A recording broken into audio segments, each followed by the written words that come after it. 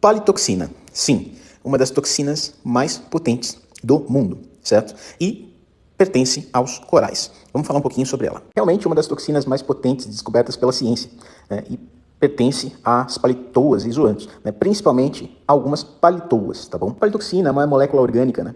Produzida por algumas espécies de palitoas, certo? E pelo seu microbioma. A sua complexidade química é algo muito curioso e é muito bacana de ver, porque ela é composta, né, ela é formada por mais de uma centena de átomos de carbono, né, e uma centena, né, de ligações quirais. O que quer dizer com tudo isso? Ela é uma das moléculas naturais mais complexas já conhecidas. Uma das coisas que mais tornam ela perigosa para o ser humano não é nem só a sua composição, mas o seu meio de ação. Qual é o meio de ação dela, né? Qual é a cinética dessa toxina?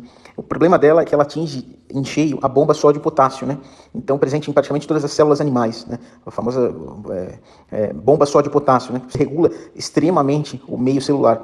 Essa bomba sódio-potássio mantém o equilíbrio, né, eletroquímico da célula, do meio celular. E ela, uma bomba sódio desregulada, vai realmente desregular completamente o metabolismo da célula. Controla-se a entrada e saída de íons, né? E desregulado, essa bomba sódio-potássio vai acabar dando ruim para o ser vivo que está com esse mecanismo de sobrevivência celular praticamente, né, anulado, transformando esse mecanismo de regulação em um canal aberto. Literalmente ela abre a porta para sódio entrar de forma desregulada, potássio, né, sair de forma desregulada, acúmulo de cálcio, etc., vira realmente uma bagunça celular, fazendo com que a célula perca a sua função, a sua capacidade de funcionar. Tá? Então é realmente muito perigoso, podendo gerar inflamações severas, né, problemas cardíacos gravíssimos, né, problemas respiratórios, enfim, destruição celular. Um tema muito grave, realmente uma toxina extremamente potente. Felizmente, os casos de acidentes graves no aquarismo são extremamente raros, né? É extremamente raro que aconteça, porque normalmente o perigo está na forma aerosol, ou seja, quando você tem essa toxina transformada em gás, né? Ou então em suspensão no ar e acaba entrando em contato ou por inalação, ou globo ocular, né? A defesa dos zoantos ali, uma resposta dele de ejetar ali, ele ejeta aquele jato de água e acaba caindo nos olhos, etc, né? Casos raros, por exemplo, pessoas que fervem rochas de aquário ou de mar, seja o que for, para limpar a rocha, algo que é uma prática completamente reprovável, não faça isso. Há casos, sim, de acidentes nessa situação, né? Ou seja, a pessoa ferve uma rocha de um aquário para limpar, né? Com o intuito de limpar a rocha, e acaba que transforma essa toxina em aerosol e ela vai acabar nos pulmões e absorvida pela corrente sanguínea.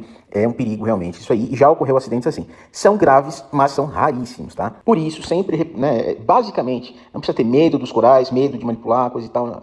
Simplesmente, jamais. Isso não tem indicação nunca, né? Não ferva nada do seu aquário, não é algo indicado, né? Há várias outras maneiras eficazes de limpar alguma coisa, uma rocha como cloro, né? Ácido muriático, né?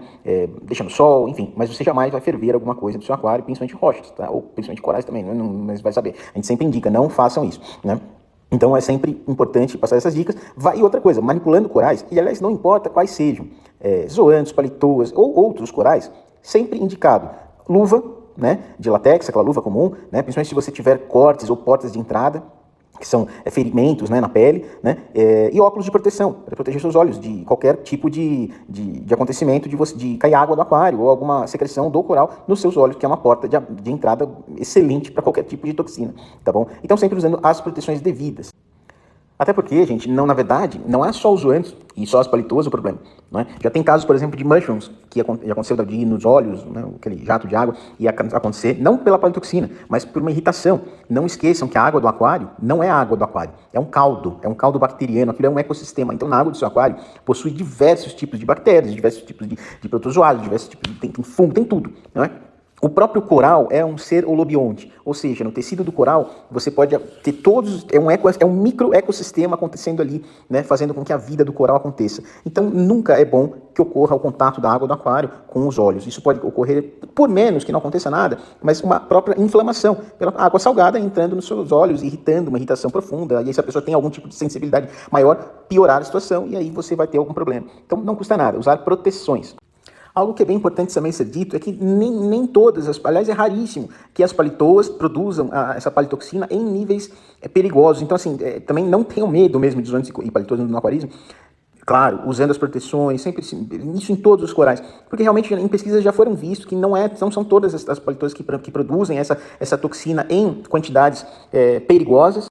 Inclusive, muito difícil dizer quais são, né, antes que perguntem, porque com certeza há essa curiosidade, mas muito difícil, porque pesquisas também dizem que dependem a quantidade, né, o teor dessa palitoxina também depende muito da relação entre o holobionte, ou seja, no próprio microbioma de cada espécie, né, podendo ou não, às vezes, de mesma espécie, na relação entre indivíduos da mesma espécie, um ter mais palitoxina que o outro. Então, é o que transforma esse tema em maior complexidade ainda, né, mas realmente não são todas, a maioria aí, no aquarismo aí, que são as velhas conhecidas, não são, às vezes, nem detectáveis essa palitoxina. Então tem que tomar cuidado, claro, evidente, porque a gente não sabe ainda quais são as que não têm, as que têm a quantidade entre cada uma. Então sempre tomar cuidado. E os cuidados são tão fáceis e tão acessíveis que não tem realmente perigo, tanto que os acidentes são realmente bem raros. Agora uma dica particular que eu sempre costumo passar para todos é palitoas, principalmente palitoas acastanhadas, ou seja, palitoas marrons, certo? Existem várias aí no aquarismo que têm essa tonalidade. Fujam, certo? Não mantenham isso em aquário. Não mantenham isso, não manipulem isso. Esse tipo de palitoa, normalmente, é aquelas que crescem demais, elas se multiplicam muito rapidamente, elas são castanhas, são extremamente fáceis e às vezes encontra por aí a venda. Não peguem. Por quê, né? Algumas experiências na prática, né? Com criadores, por exemplo, já vi relatos, né? Poxa, eu raspei todas essas palitoas, morreu a aquário inteiro, etc, etc. Ou passei mal, né? Afetou os outros organismos. Então, assim, não mantenha no aquário palitoas acastanhadas, né, que na minha opinião são o maior perigo aí para a palitoxina, tá bom? Fora isso, sempre uso em qualquer tipo de coral, manipulação em corais com equipamento de EPA, né? Ou seja, óculos, luva e muito cuidado, e realmente não tenham medo, apenas cuidado. Um abraço a todos vocês aquaristas.